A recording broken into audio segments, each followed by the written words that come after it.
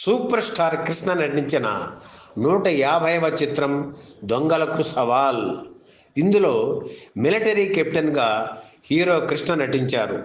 తన కుటుంబానికి అన్యాయం చేసి వారి మరణానికి కారకులైన వారిపై పగ తీర్చుకునే పాత్ర ఇది. హీరోయిన్గా జయప్రద నటించారు. ఆమె గ్లామర్ ఈ చిత్రానికి అదనపు ఆకర్షణ. జయప్రద చేసిన నాగిని నృత్యం ప్రేక్షకుల్ని ఎంతగానో అలరించింది.